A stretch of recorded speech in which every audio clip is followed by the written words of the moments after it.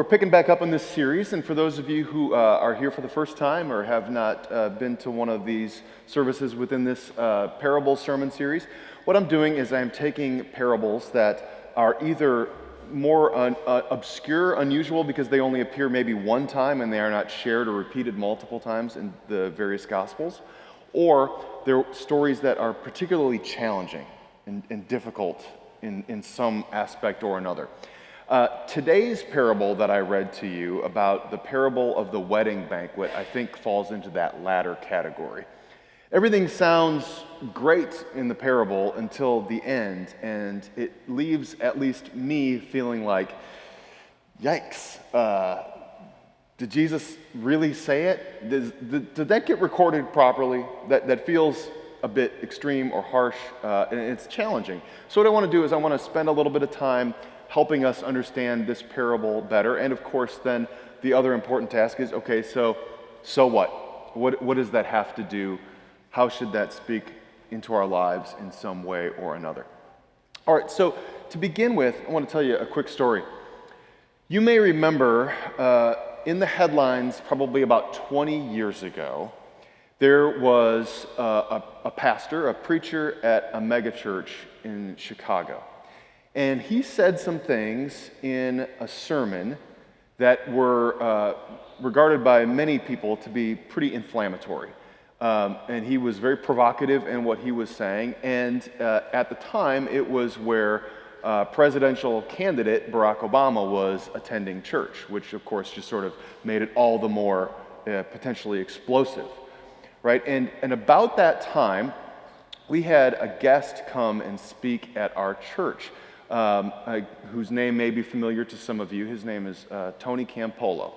And Tony Campolo he died a couple of years ago, but he was a very well-known, well-respected voice in evangelicalism in America.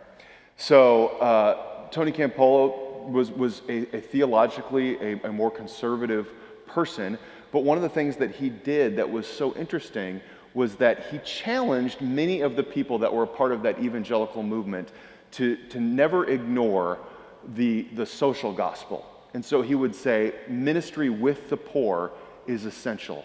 Working for causes of peace and justice are an important part of what we as Christians are called to do. And so Tony Campolo was this interesting figure.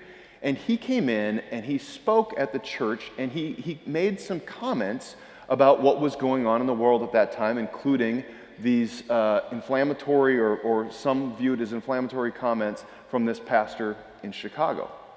And he said this.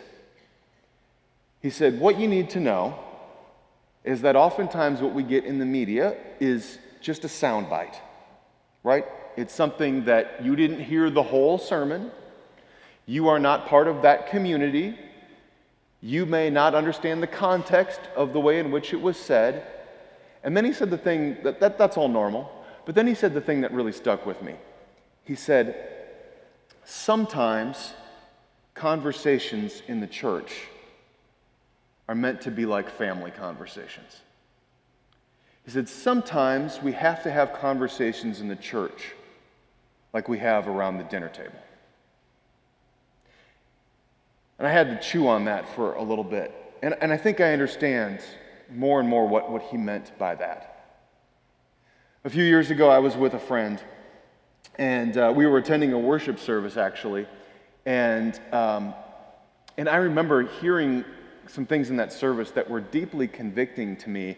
And I realized at that point that I had made some huge mistakes in parts of my life and in the way that I treated some people and I thought about things, and I felt really called to account in that worship service. And my friend, I just turned to him and I said, I apologize. I have not always been kind, and I'm very sorry. And he said, it's okay. And then he said this. He said, I know your heart. I know your heart. And I think that gets at the heart of what Tony Campolo was talking about with those family conversations. Like, there's some things that can be said in the context of that intimacy or that familiarity, that family environment or family-like environment where people, you don't have to give disclaimers, you don't have to apologize in advance, you don't have to walk on eggshells because the people there see and know your heart. And so it just is received differently than it would be if it was done with a group of strangers, or if a piece of that was lifted out and shared in an international or national media kind of environment. I bring all this up because this pretty intense and harsh, dramatic parable from Jesus, I think falls into the category of a family conversation. I'm not saying that Jesus didn't think that the work and the ministry that he was doing wouldn't eventually be told for generations to come. But I think that there are some things that get said by Jesus, and some stories that appear in the Bible are maybe more in that family conversation kind of spirit. So let me set the stage for you. Quick recap. Parable of the wedding banquet is that the man throws a wedding feast for his son. He sends out a bunch of invitations to all the usual folks. When nobody is RSVP'd to the party or showing up on time, he sends his servants, his slaves out into the streets and says, go find them. Why aren't they coming? And they, I have something to do, or I have a business transaction, or I'm busy today, or I got to wash my clothes. And they get these kinds of responses. And then it says that they were further abused and even killed. Some of these messenger slaves were killed. And the king becomes enraged, sends out more slaves, invite anybody, the good, the bad, the ugly, send the word out, invite them to come, and these are the people who end up populating the wedding feast. But then it's kind of harsh, and it's like, what exactly is the message here? What exactly are you saying? Most religious scholars, and this is the family conversation part, most religious scholars are going to remind us that the way that this passage has been historically interpreted is that Jesus is saying to the Jewish community, hey, look, you have been the chosen people. You have been the guests to the banquet. And now, when the feast day has arrived, some of you aren't getting on board with this. And we need to wake up and pay attention. Now, that feels like, for me, as I read that feels like a Jewish internal family conversation, right? And we as Christians, particularly as Christians who are not ethnically of Jewish descent, it feels like it's not really our thing to comment on in some respects, right? That's not really our business. Because this has been interpreted as saying, and when those messengers went out and were killed, he's talking about the prophets that went out and preached an unpopular message, and they were killed for the message that they shared, right? And then there were others who came to the banquet, who maybe the others who were Gentiles or not part of the Jewish community, and they came in later and they received the wedding banquet. Do you get why this is touchy, right? And this has been used to justify anti-Semitism. And we'd like to think that anti-Semitism has been figured out and was addressed with World War II, and that's over, except for what we saw happen in Boulder this week, which, of course, I saw nowhere on the radar when I was preparing to preach this sermon. But this is the delicate nature of this particular text and what it's talking about. We also have to remember that this same parable sort of appears in Luke. And Luke tells the story differently. Luke tells the story very differently. It's like the invitation was sent out, and those people said they didn't bother to come, and so the news was spread, and more people came in. And it makes it sound more like the average Joes and people living in poverty, and the people who are never thought of, or the ones that society turns a blind eye to. Those are the people at the wedding banquet, and that sounds a lot more Jesus-y to us. Right? It's like, of course, Jesus is going to have a broken heart for those who are suffering and bring them in and invite them to the family banquet, to the wedding feast. But Matthew's situation and his audience is a little bit different. Matthew's gospel, we think, was first shared in the late 80s. And I mean 80s. the first century. And in the 80s, what had just happened was that the Romans had come in and laid siege on Jerusalem, and they ruined the temple, and now the Jewish community is just sort of hanging by a thread. They're starting to scatter, and what often happens when people have a cataclysmic moment like that, either they join forces and they all get on the same page, and it's like, yes, we are going to survive this and persevere together, or they start infighting. And there's disagreement about the way to proceed. And I think the latter is what actually happened. Right? Some choose to follow sort of in this sector, in this vein, and some are like, it's time to take a step back and sort of fade back into the walls, and other people are like, it's time to pick up our swords. And then there are people that are like, this Jesus guy has a compelling message, we're going to follow him. And so all these people are working in these different areas.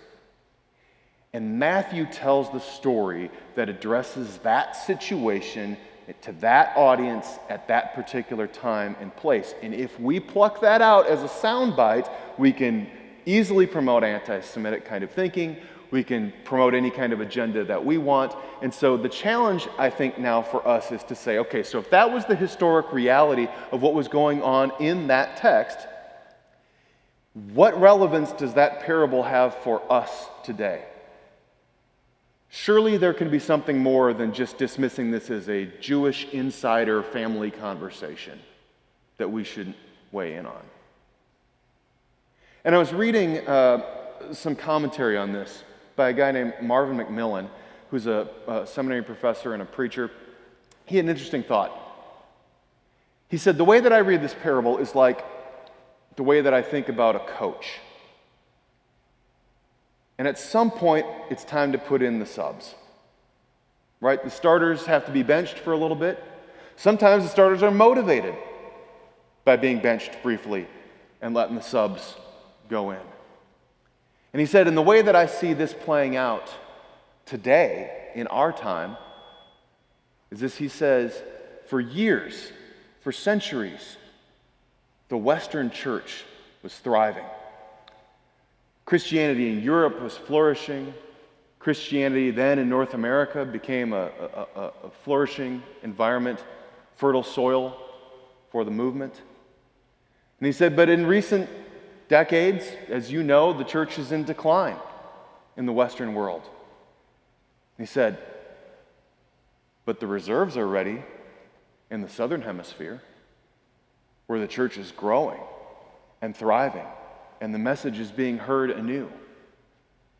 And his point was, look, just because you may be sidelined temporarily does not mean that you are off the team.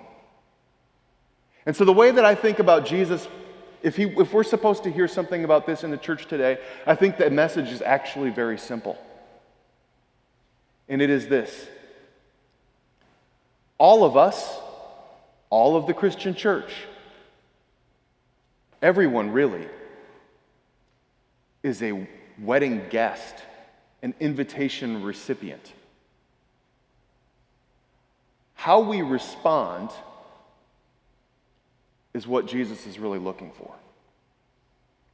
Just because you're on the guest list doesn't necessarily mean that you have been doing what you are called to do. If you've noticed in the songs that Andrew masterfully picked out again for today, so many of these recurring themes and these lyrics are about, yes, I've decided to follow Jesus. How am I being led to respond? What is the action that I take now because of this? So much of what we have done in the church is made this about a personal experience and a good feeling. And if I have Jesus in my life and I claim to believe the right things and I have a church affiliation, then I'm good to go. But this particular parable seems to suggest that just being on the guest list isn't enough. The story is then, in the parable, there's the guy that goes into the wedding banquet, but he doesn't have on the wedding robe. I don't know what that was, the wedding gown. Not sure what that exactly looks like in Jesus' time, but he's not dressed in the appropriate attire. And so he's cast out after the master says, like, what are you doing here? You're not dressed appropriately. You're an imposter. And again, as commentators have looked at that over the centuries, they've said, we see then later in the epistles where it says, be clothed in righteousness, wear the garments of Christ. That's what we're talking about here. In other words, it's not just enough to be on the guest list, it's about what we do in response. It's about the not being that lukewarm kind of Christian. It's about not being someone who says, yeah, I'm good, I said yes a long time ago, or I've been baptized or whatever, but it's about the follow-up. It's about the response.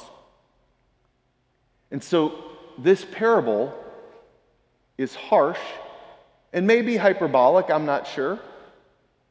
But I think Jesus is trying to be clear about the urgency in this message. Yes, I love you. Yes, I extend everything to you. But if your hearts are truly transformed, then your lives should bear fruit. There should be something to show for this. And if that's not the case, then what are we doing? Then what are we doing? I don't think that every one of Jesus' parables is supposed to be something that's a clever take on an old story or something that makes us feel all warm and fuzzy inside, but sometimes Jesus tells a message that packs a punch in such a way that we need to hear what he is saying and to hear the urgency in his voice. Some of this may be Matthew's bias in trying to steer this parable to a particular time and a place in a community. But if we are to hear a message from it, I think that the message is somewhat the same. We are the church.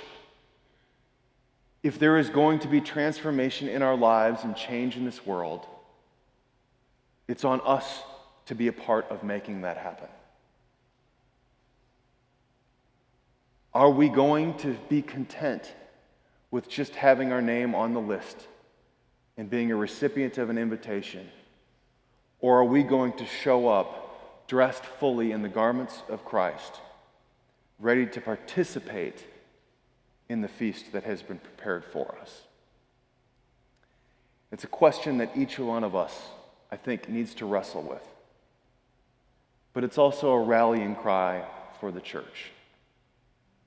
It may feel like at times we have been benched or sidelined for a bit, but we are called to action once again. Called to be the people that Christ created us and calls each one of us to be. Sharing the good news, serving our neighbors, working in acts of mercy and justice, and trying to be exactly who it was that God asked us to be when many, many years ago our names were added to that guest list. Will you pray with me?